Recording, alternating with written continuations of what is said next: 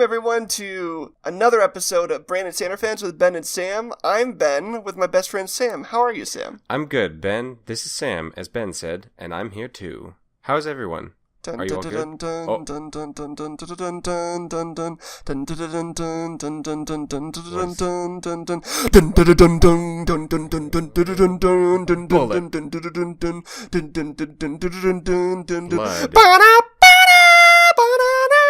Shadow figure. Title sequence. Title sequence. He's made for the kill. He'll put the bullet inside your mind. His mind is a bullet, but he also has a gun. He's James Bullet. Hello. His whole body's a bullet. It got transformed in a terrible accident. Britain fires him from their big cannon to foreign societies to spy on them. Wow. The name's Bullet. James.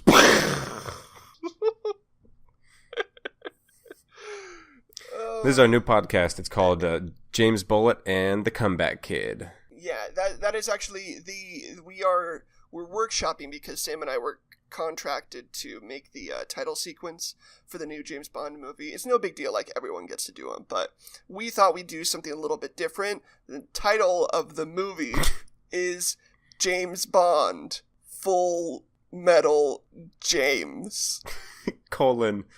James Fully Loaded.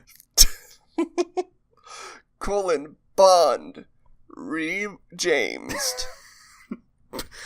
Parentheses. The Reckoning. It's a work in progress, guys. We were paid a lot of money, and we got a lot riding on this. Okay, and so subtitle: a film by Wes Anderson.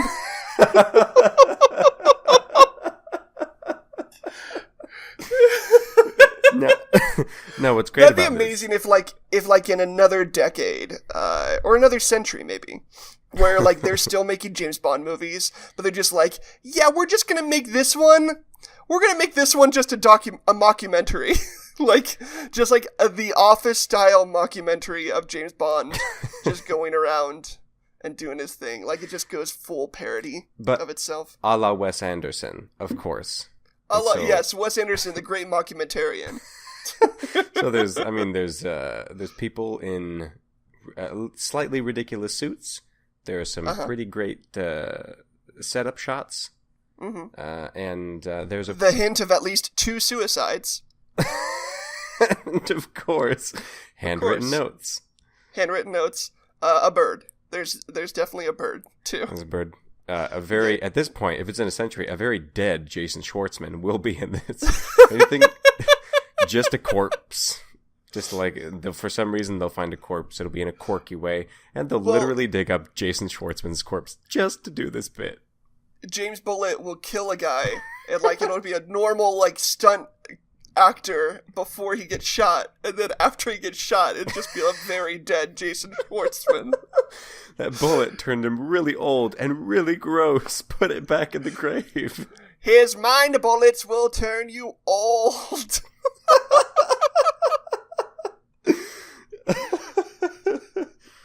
Now, do you think Brandon Sanderson would be in on this to help us write the lyrics? I mean, you got really good lyrics so far, but I mean, if we could go deeper and turn the first 20 minutes into a novella of lyrics. Yeah, I think that could happen. I was thinking, if Brandon Sanderson wrote, an In Cosmere James Bond novel, would it just be Hoyd jumps into this world, into the James Bond world, and then he just becomes James Bond? Is that how it goes? I don't think Hoyd can hurt people, though, so that's not like him. Maybe Kelsier, he's always doing stuff. Just throw Kelsier in there. Why not? So is it kind of like a quantum leap kind of thing? Where you like quantum leaps, but how a quantum leap you get into the mind of the person? I don't know. Yeah. I've never seen it. This is where This is where, like, their body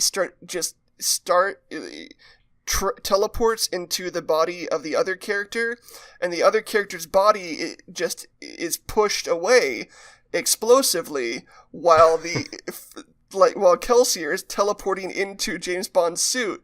And so he's just walking around in a very bloody, very nice suit the entire time. Just filled with James Bond juice. Isn't that some sort of, like, science, physics thing? Like, two objects cannot occupy the same space? Yeah, but Kelsier, he's tougher, I guess. I don't know.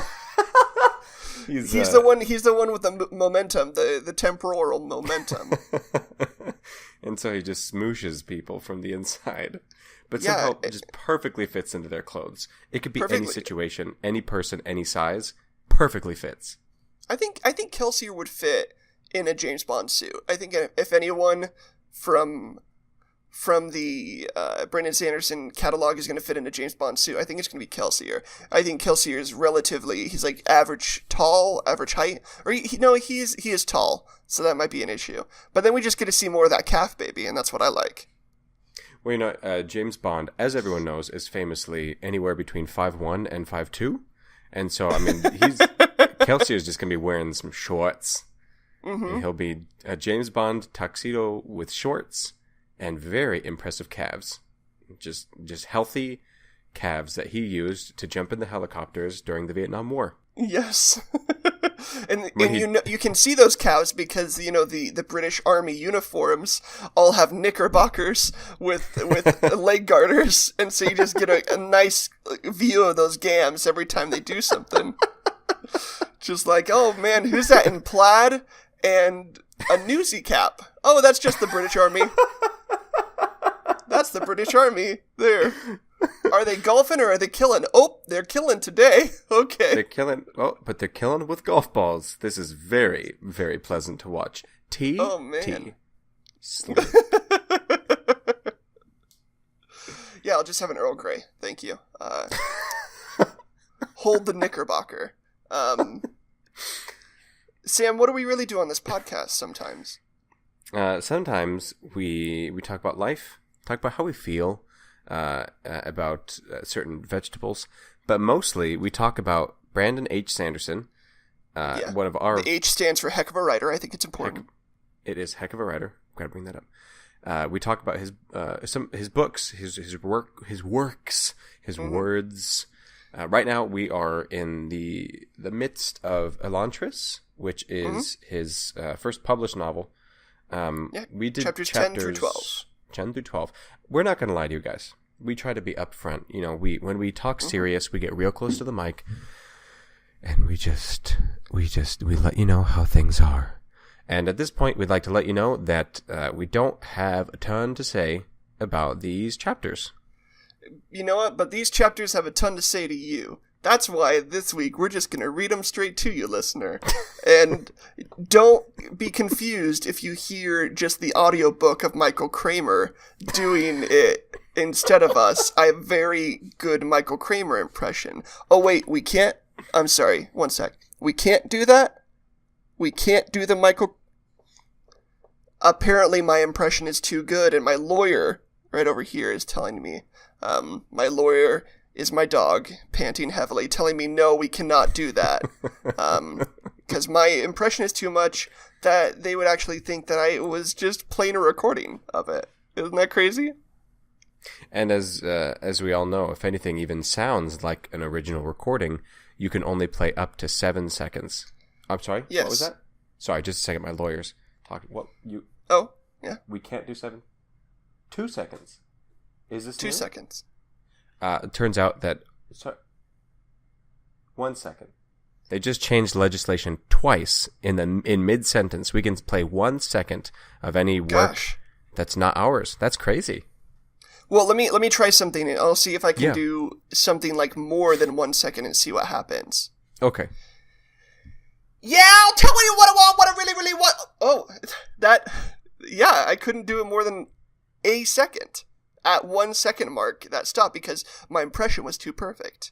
It was exactly like the song "Tell You What I Want, What I Really, Really Want" by the Spice Girls. By the Spice Women, yes. Now, let me try it. Do you mind if I try? Just to see. Yeah, My lawyers. give it a try because I want to see if it's different. I don't know if it's different in Indiana than Arizona, you know? Okay, I got you. In New York. No, that was it. I just felt something. That was Beyonce's In New York, or whatever it's called. No, my vocal cords literally stopped working. Yes, that was... 1 second. You okay over there? Was it Beyonce? I thought it was a different singer. No, I thought it was a Jay-Z, Beyonce. Okay, never mind. Concrete jungle, wet dream tomato. No, Beyonce's back. That's a lot. That's a lot of Beyonce for... I thought we could only do 1 second. Sam, did you kill the police officer in the room with you? No, but I did tell him that Beyonce was here. Oh, so he was looking for Beyonce while you decided to sing more of the line. He was distracted. I got bad news for literally everyone who's listening to this. That was Alicia Keys. I could have sworn it was Alicia Keys. I was even looking it up. I took a second to look it up, which I've already edited out. And you know what? I regret nothing. I know I had Jay-Z in it. That's all that matters. Why is Jay-Z getting Alicia Keys when he has a perfectly good Beyonce sitting around the house? I mean, what are you trying to do, Jay-Z? Queen Bey, you don't want to split more money with Queen Bey?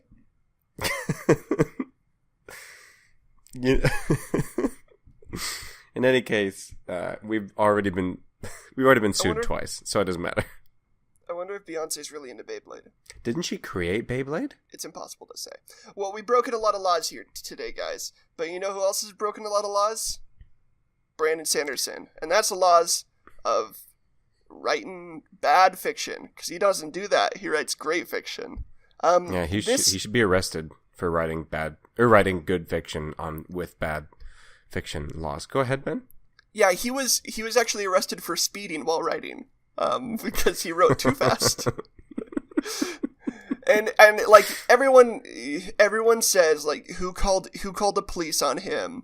It was a guy named Jim Myrtain, and no one knows who that is. And his friend Patricio Rathfuss, and no one knows who that is either. They're just like, oh, this guy's making us look bad, writing fast and all, and it's good stuff, and I love it a lot, and I want him to stop because I'm busy reading his books, and I'm too busy reading his books to write more. So it's this deadly cycle. I'm a big fan. So you're telling me that two people called the cops on Jim him. Myrtain and Patricio Rathfuss. Patricio. Yeah, if I can I mind if I want to Google that just to Patricio Rathfuss. Oh, I don't think they're writers, either of them. So it turns out that there was a third caller under the name Mel Milverstein. No, what that's about. Yeah. A lot of people want to get him arrested. He's too good at what he does. He's too quick. Yeah. He's too entertaining. Other authors hate him because he uses this one crazy secret. Focus and no alcohol. I think he's mentioned this before.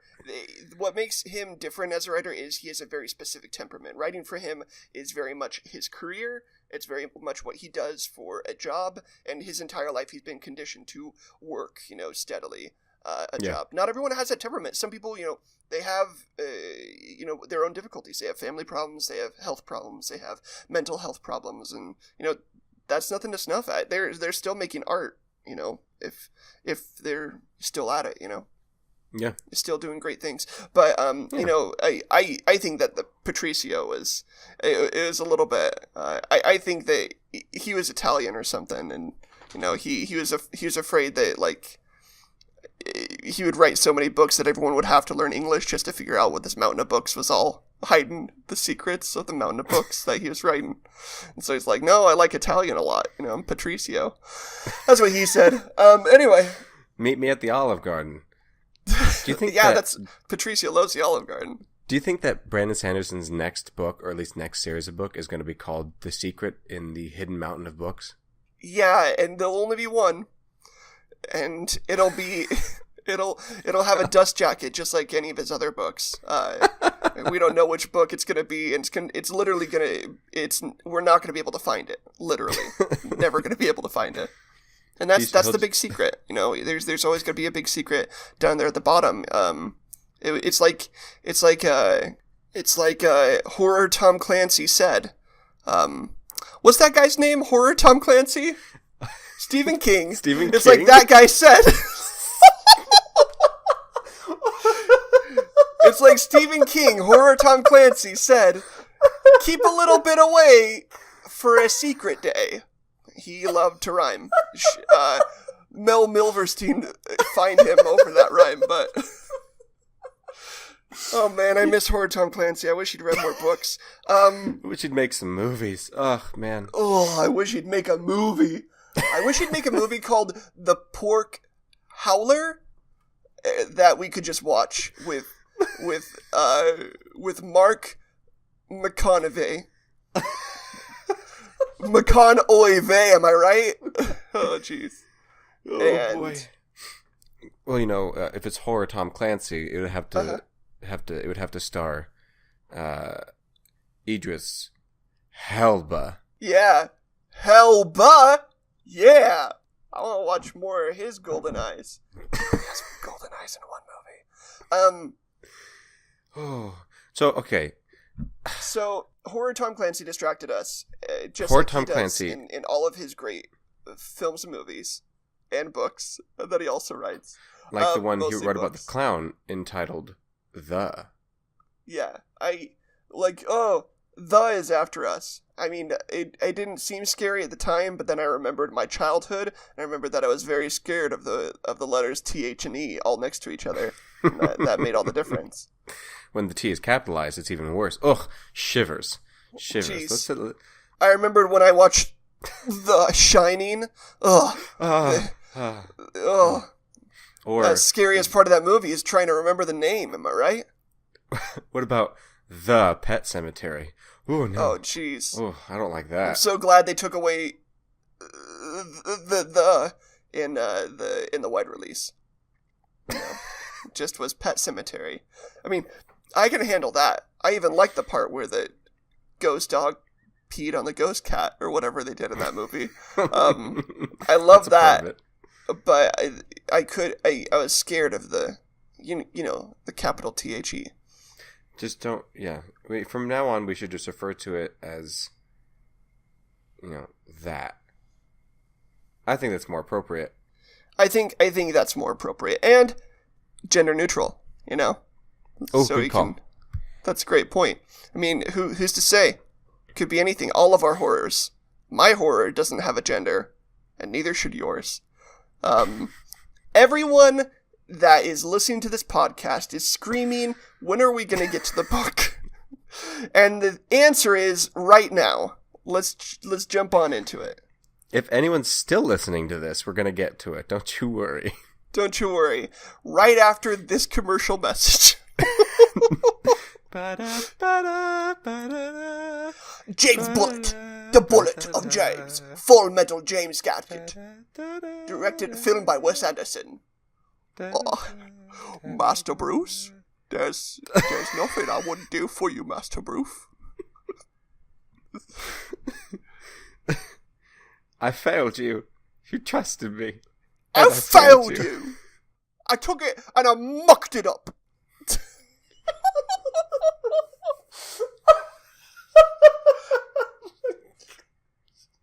Some men just want to watch the world sink into a lava fire, Bruce Master. And they muck it up.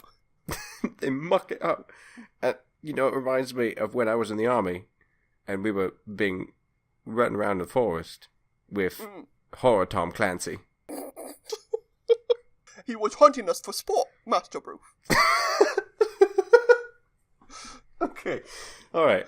Welcome back to our podcast. Welcome back.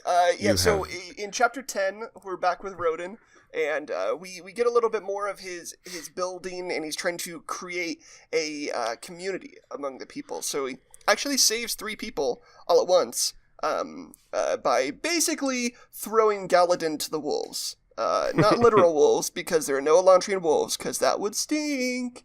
That would be the worst for everyone involved.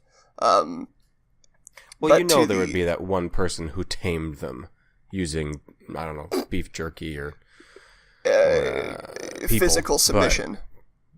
Yes, they wrestle. But they wrestle for dominance. Why aren't there any animals in Elantris?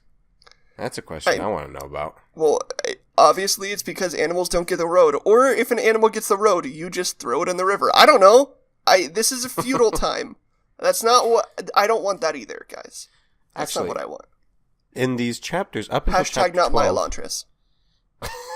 Up until chapter 12, has there been any mention of animals in this world? They're like... They talk about, like, pig, but that's like farming stuff. You're right, you're right. People don't really have animals. Like, pets didn't... I don't think pets were, like, super a thing until, like, we had animals to spare, you know? Like, when every animal that you can get close to is a potential source of meat.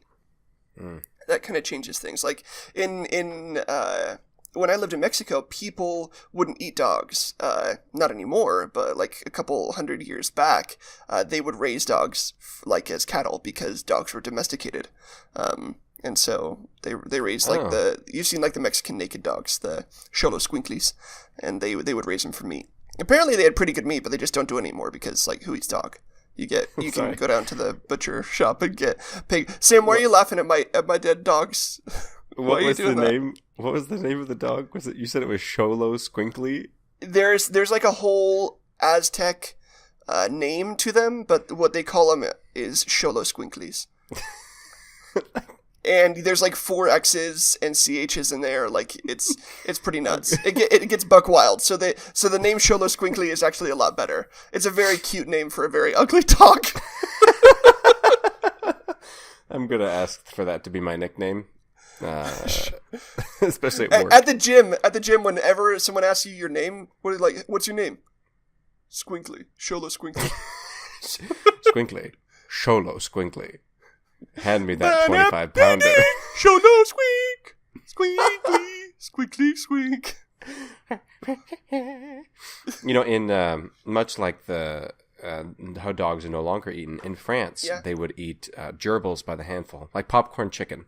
Just toss them in a fire and just tons of gerbils all at once. Well, that's why they stopped calling it KFC, because, you know, over the years, they just stopped serving chicken in other countries, and they wanted to globalize, and, like, KFG didn't sound as good, and, like, the K and the F didn't really translate. Like, what's fried in French, Sam? What's the word for fried? I don't remember. I think it's, like, flambé or something. I don't know. Well, I guess that works. Kentucky flambé gerbule. I couldn't hear your cigarette in that. You're going to have to say it again. I'm going to need to hear a cigarette in that. Yeah, let me take out my cigarette. That one of my teeth came with it. Okay, that's fun. So, with this chapter with Raoden, the only thing that really stood out to me, at least the only thing that made me... Well, what stood out to you the most? Yeah. It's the fact it's at the very, very end of the chapter, but he's talking with Galadin. Mm-hmm. They're looking at one of the gang leaders and watching him function, and all of a sudden, Raoden sees his old, Seon, right? Seon, no. Seon is correct, yeah. He sees the old Seon, and he calls it over to him, and much like people who are now Elantrians are cursed, and their skin pigmentation changes with all the splotches. The Seon looked different, and he had his symbol was faded, and so it not only affects those humans who are now Elantrians, but it also affects their accompanied Seons with them. I thought that was actually pretty interesting, and of course raised like a ton more questions. Mm-hmm. Yeah, how they're connected. It actually reminded me So we talked about Seons and kind of their autonomy before. I'm on the side where Seons are not autonomous themselves. They have no personal will or desires, but they reflect the will and desires of their masters, whoever they're bonded with. So that's why, like, when their masters fall under the rail, they are also affected, and that's why they, like, I know Aishi will do things for Serene, even if she doesn't ask them, because she just doesn't know to ask it. It's things like he'll go and talk to the other Aeons, he'll go and, like, investigate things, he'll do pretty much whatever, and he'll do some things proactively, but it's always in line with what she wants, and he's perfectly in tune with that. But for me, I don't think they have true sentience in that they make decisions purely for themselves, or they know right or wrong, or choose from right and wrong. They're mirrors, they're extensions of their hosts. Just like robots, they're intelligent, but they're not sapient, you know? Yeah, absolutely. I mean, it even saw when he called it over to him. It wandered to him, just like a reflex. Then wandered away. Yeah, exactly. Just like a reflex. Just like it wanders over and leaves without any sort of desire to communicate or any ability any interaction at all, or ability to. Absolutely. Yeah. Yeah. Well, and I love the line at the end, and I'm paraphrasing, but it essentially goes that they help their masters, they comfort others, but none of that would compare to one small boy who found out that a Seon is much better as a friend than a servant. And so, like, that was really his only true friend. He had other friends in the court and everything, but his Seon was his lifelong companion. It was like his pet, plus someone he could talk to, plus someone who thought exactly like he did, plus someone who is completely reliable at all times his entire life. And living with his father and kind of being cut off from, like, and losing his mother very young as well, and his father, his rise to power, and kind of his combativeness with his father, how he didn't really have a huge amount of respect or affection for him because he's not really worth it. And just that really hits me, having this thing that you love so much, and that is your closest companion and friend, and then they're just gone. I think more than ever, I think Rodin feels dead at that moment, like really truly dead, like he should have been, you know. And that's a good point. I did think of it as, oh man, he lost a friend, but to take it all the way back to as a child, having that for so many years, and I mean, you see the interactions that Serene has with hers, and how there's humor, there's witty remarks, there's genuine friendship, and to lose that to something you don't even understand, absolutely, he must have felt so unbearably lonely in that moment, so unbearably heartbroken. Oh, it makes me sad just thinking about it. But also, like I said, it raises like tons of questions. It's like those movies, I don't know, like in Ratatouille, at the very end of Ratatouille, where the critic takes the bite of the ratatouille, the final dish, to give it a grade, and he gets sucked all the way back into his past. I imagine just that, or like you'll see it sometimes in animes where like some character will meet another character, and then you'll see like all these different events, or like in Boy Meets World, in like those retrospective, like the final episodes, where they're like, "Hi Corey, I'm Topanga," and then you're like, at the time when you first watched that, it meant nothing because Topanga is just a stupid name, and it was literally a joke name, and people laughed at it because it was a dumb name. And then just to see how far Corey and Topanga go, and they go very far. I mean, you got the heart faces, or the hearts on the faces with lipstick, and you've got like all those other moments. Man, we should rewatch that. I'm gonna rewatch that soon. There are some all-time amazing episodes in Boy Meets World. One of my just to take a little tangent, 2 episodes I want to mention. Chick Like Me, which is probably one of the best episodes of any sitcom ever. where Sean decides to dress up like a girl, and he basically just becomes a woman for like a week or something, and he goes on a date and stuff like that. It's really, really amazing stuff. And for a young boy who hadn't gone to middle school yet, seeing that definitely helped me a lot to understand what girls were like, because, budding stuff, and you don't know what girls really act like because they don't play anymore and you don't understand. Yeah. So anyway, that and the Halloween episode where everyone gets killed. Yes, that's that the episode that came to mind. Amazing. Oh yeah, it's enjoyable. And it scares you so much. It scared you so much when you were a kid. Yeah. Oh my gosh. And spoilers. Everyone, shut your ears if you haven't seen it. But when Mr. Feeney died, quote unquote, fell over with scissors in his back, I legitimately screamed. I was like, they cannot kill Mr. Mr. Feeney.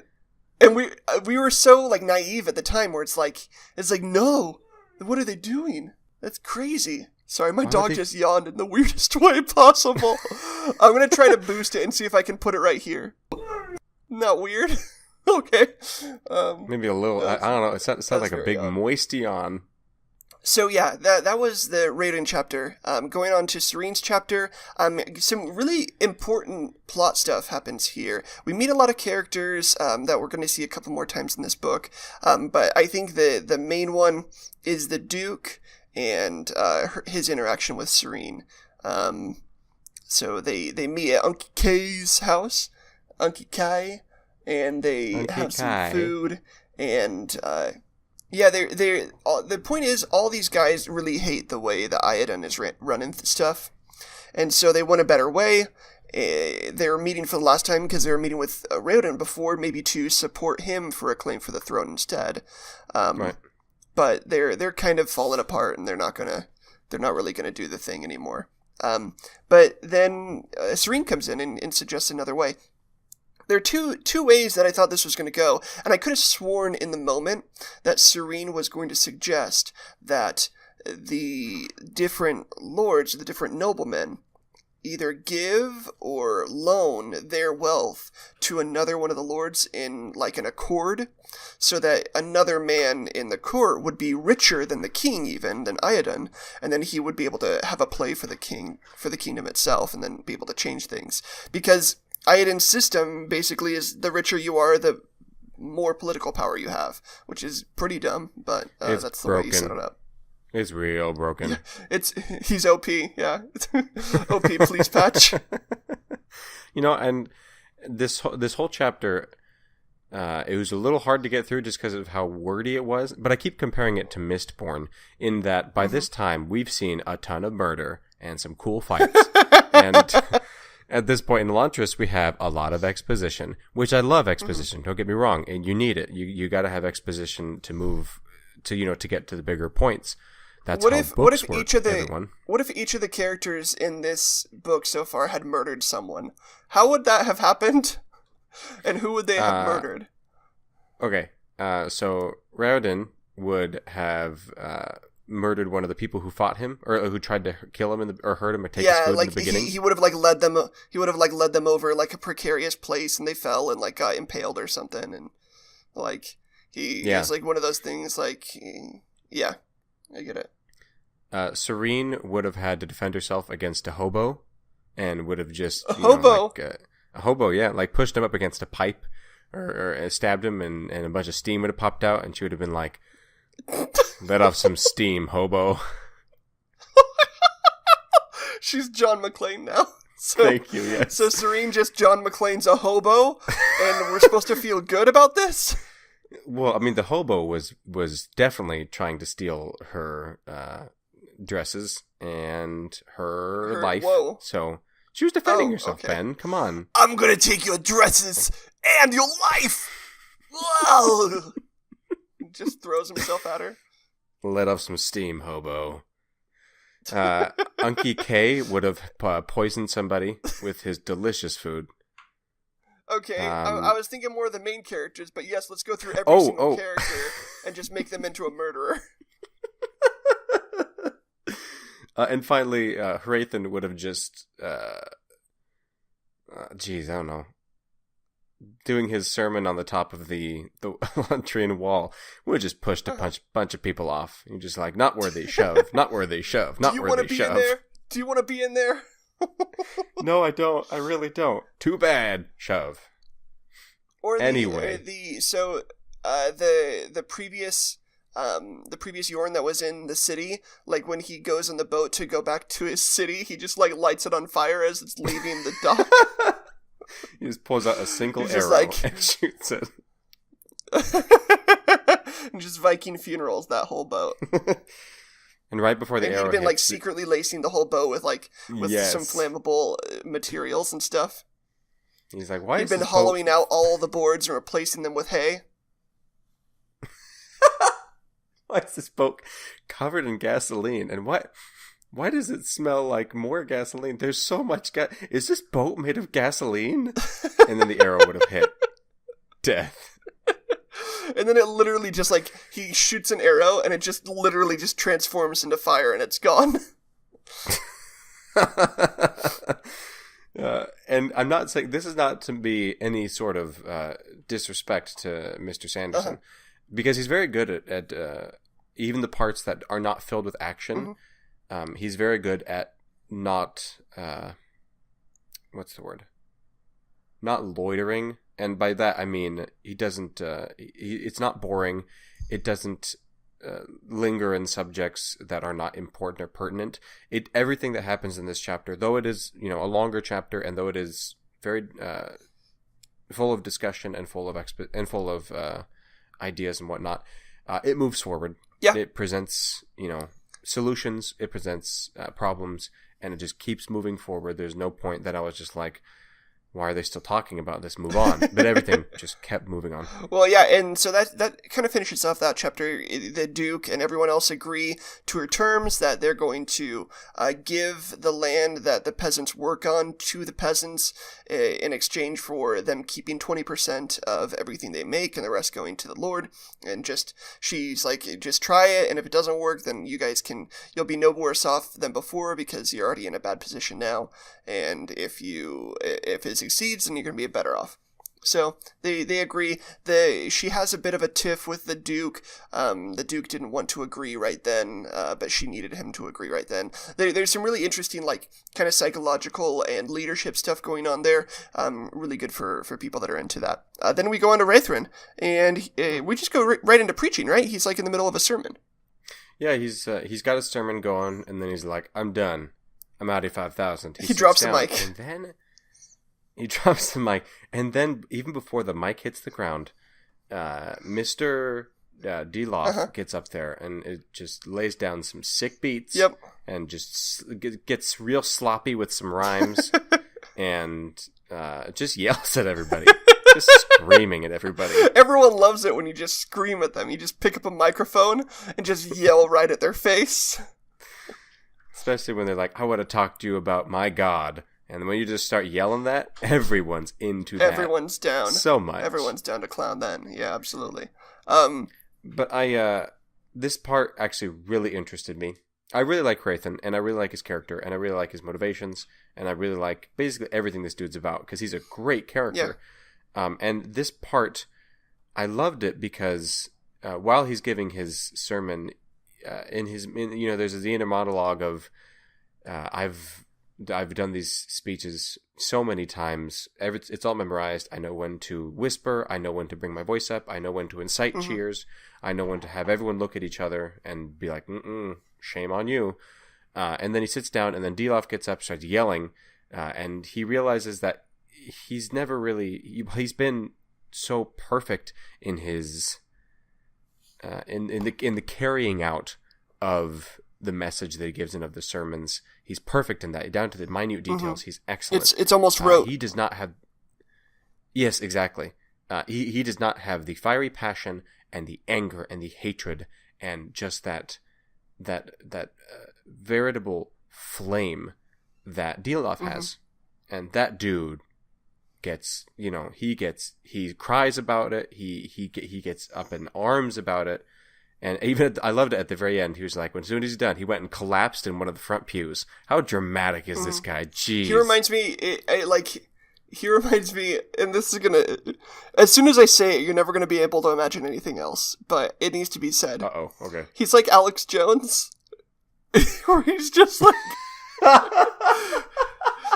the psychopathic midgets coming around, they're taking all of our kids, they're putting them in camps, they're teaching them how to fly, and they're jumping off of buildings, and that's why all the kids are in wheelchairs, and the wheelchairs are filled with rockets, and the rockets are from North Korea, and they're gonna nuke all of the cities. That's why all the kids are in wheelchairs now. You never seen so many wheelchairs and wheelchair accidents you ever seen. That's pretty much do it about Elantris. Yeah, about Elantris. They're all white with black spots. What's that? Are they a leopard? Is there leopard people in there now? They're making leopard people, hybrid leopard people to come eat us. You take our children in the night. Put them in wheelchairs. They put them in wheelchairs, and if you take off their head, there's just a seance there. There's not a real person inside. It's just a wheelchair with a seance, and the seance for the devil himself.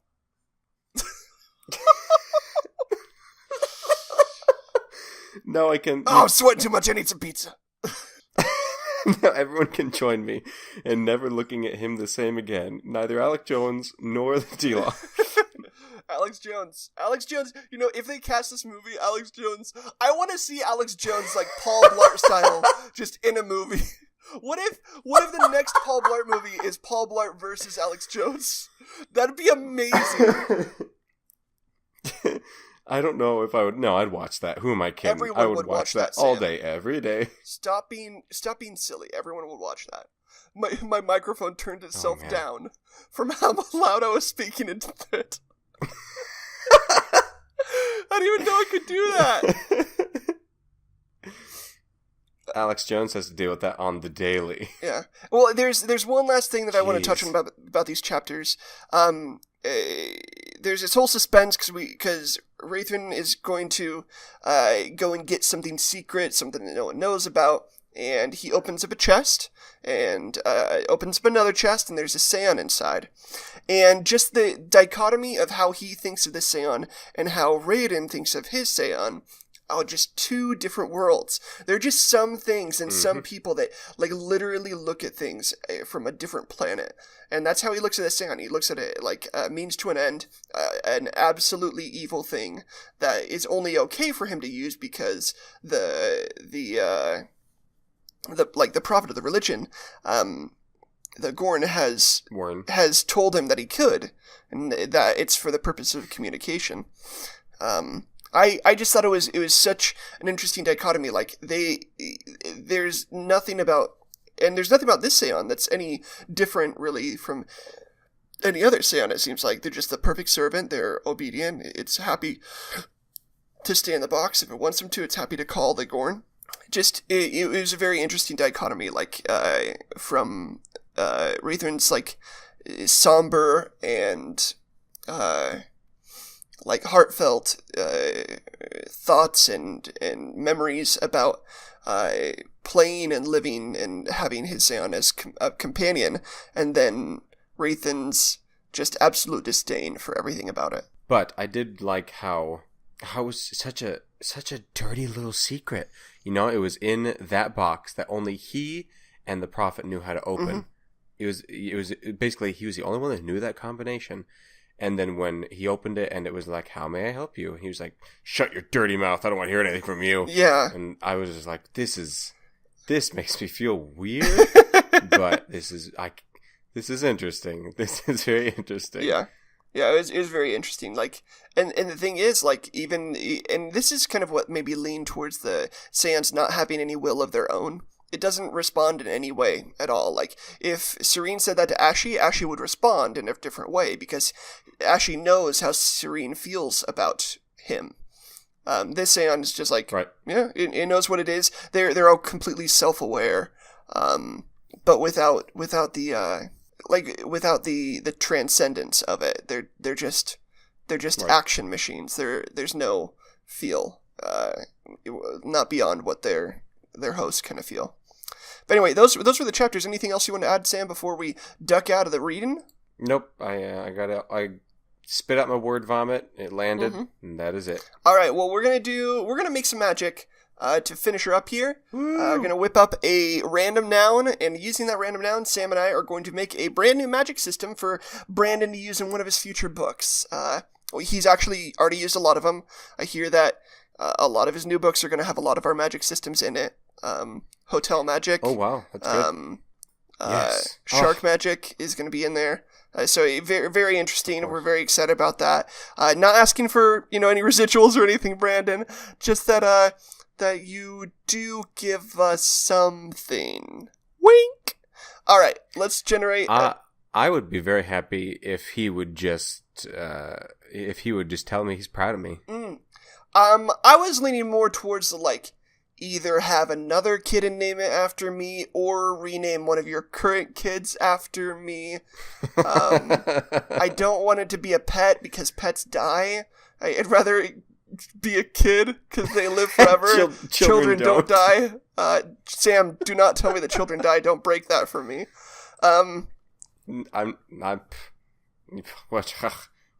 Pets die. Goldfish die. Get a kid. Live forever. Well, Sam, I've generated a random noun, and the random noun is aggression. Yep. So, aggression magic. Agro-mago. Agro-magic. Agro-mago. Yeah. How does agro-mago work? Let me get this one started off. So imagine you're walking through the forest. Okay. You got to provide for your family, and you're off hunting. Yep. Are you gonna find some armadillo? Maybe. Are you gonna find a snake? Probably. Are you gonna find a bear? Hope not. Are you gonna find a deer? That's what I want. So you put out.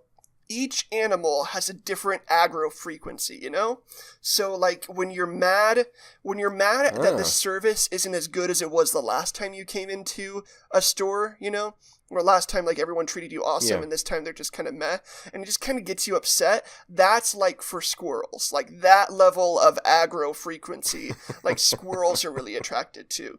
But, if you want to get, a deer, it's got to be, that time where you forgot to do your belt right when you were just, starting to wear belts, and your pants did fall down, and everyone did laugh at you. It's, embarrassment aggravation. Just, frustration that something didn't work and it embarrassed you wholly and completely, and your shame was never washed from you. That's what a deer's attracted to. It's to the point, if you're good enough and you can relive that aggro all the time, you're just like Noah and the Ark, walking them 2 by 2 right into your kitchen and right into your stomach. So tell me this. If, I channel that aggro. Yes. I channel the time that, let me think about this. Let me think of an embarrassing moment I don't mind bringing up. Got it. So I channeled the time that I completely forgot my words on stage and just kind of blank stared for about 15 seconds. Yep. Do I point, or do I sneeze, or do I throw some sort of trap, or do I just emanate a smell? Do I emanate a potion, an aggro potion? I think it's like a smell or a frequency, a sound frequency almost emanating out of you. It's when someone's embarrassed, you feel it makes you feel sick. That's kind of the aggro that I'm thinking of, but it's not embarrassment exclusively. It's when someone's very angry, it elevates you as well. I'm thinking in this world, if the world is like this universally, there are entire civilizations that have been crushed because the people were upset with the government and they were so angry that just a herd of rhinos came through and just wrecked everything, just destroyed everything. And it also ruined the rhino population because they emigrated from 2 countries away to get to this place because they were just sending out so much nasty vibes, so much yuck energy that they had to come and crush it all and start it over from the beginning. I'm thinking when you have a bad when you eat something and it tastes like bad, but you're not supposed to say anything, so you internalize that, that brings snakes. And so you may be oh no, the food's great, and in slithers a gardener snake, and you're oh no. And so maybe you just gotta be very honest. So this is about so you got the aggression. If I can have a counter to it, not really a counter, but let's say you get in a fight. Okay, fisticuffs isn't working. You're both, physically matched. So you bring up a bad memory. Perfectly physically matched, like you and me, Sam. We're just like twins. Correct. We're like George and his brother, George Senior, and his brother and Oscar just fighting. We know each other's best moves, and those are the only moves we know. So, okay, so let's say I call up using, a certain amount of aggression. I call up a badger. And this badger, it starts coming to me, but I can direct my frequency. You're like Pokemoning it. So that it heads towards you. Yeah, I'm Pokemoning it. But then, you, using that same amount of aggression, can force it back to me. Kind of like a game of table tennis or regular-sized tennis. Like, it's an aggro battle. Yes. It's an aggro-maggio battle. And you have to... Aggro-maggio battle. And you have to be able to bring up... you have to, like, think of new things to get that aggression going. And whoever, just runs out of aggression, runs out of those feels, loses and is mauled by a badger. Or whatever animal was called into play. And, like, maybe you have to have, like, a good imagination. Like, you have to, like, make up stuff after a certain point. Because the intensity of the original argument where, like, you spilled some popcorn and, like, you didn't say sorry. The original thing seems so silly when, like, you bring a badger, I bring a wolf, you bring a giraffe with a horn, I bring a woolly mammoth. You bring a mountain of isosceles triangles. Like, all these things, just, like, you want to de-escalate it, so, or you want to, like, keep escalating it, but you feel silly about the original reason, so you have to be like, oh, I bet this dude broke into my car last week, and just, like, more things. You have to, like, invent plausible stories in your brain to keep your aggro up. Yeah. And, I mean, it helps, obviously, a good imagination does help. Maybe there's, like, instead of a book of spells, you used to have a book of story, a book of instances that you can just be like, all right, I can't think of anything that I would need to summon this blue whale to flop onto land and just smoosh this guy. But let me look through here. Found it. And you could just draw upon other people's experiences and get that blue whale help. Like aggravation novels, aggro-maggio novel. Fobato. Yes, aggro-maggio novo. Aggro-maggio novo fobato. Aggro-maggio bado novo. This is good. I like this. Now, if we could, let's say this, to add a weakness to it. If you have too much built up aggression, you could lose control of said animal or said mountain of isosceles triangles, and it could turn on you, and it could go after you. Just because you didn't know how to control it, right. You have to hone your agrocrafto. Yeah, and the thing is, agrocraft, dude, that's such a good name for this magic. Agrocraft. That is good. Agrocraft. So, I really do think, like, a lot of this has been silly, funny, haha stuff, but I really think that the initial idea, or, like, is solid. Like, having a world where, like, a society's emotions affect the world around them in ways that will either destroy, benefit, like, and like, you, by necessity, have to come together as a community to project certain things against one another, against nature, against the community. I think that's really, really interesting, like, the literal bringing together of communities through emotional harmony. I think that's really interesting. So that is a magic system that we just made up for free for you, Brandon. That's a really good one, Brandon Sanderson. I mean, I think, I don't want to put words in your mouth, but I think that you could make a lot of money out of this. Yeah, I think they... I don't know how they'd be putting words in your mouth, but whatever. You'll only ever make money again if you use this magic system. Well, that's it for us this week, guys. And that is legally binding. Yeah, legally blinding. You are legally blind to choose any other choices before you choose this one. I've aggroed you into it. Thanks so much, guys, for listening to this week of Brandon Sanderfans with Ben and Sam. Thank you. Please find us on Twitter. We're at BSanderfans. I'm at Ben Parrish with 2 N's, 2 R's. And Sam is at Samuel_loose. You can find all that information in the description as well. Anything else we should do this week, Sam? Like us on Facebook. Tell your friends about it. Get your friends interested in Brandon Sanderson. let them know that it's just a great stuff. And if they say something like, oh, I'm not really nerdy, I can't do fantasy, you slap them and you say, this is not your typical fantasy. Aggro them into the book. Aggro them inside of the book. Yes.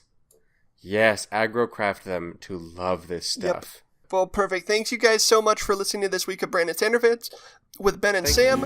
And as always, read a book. Read a book.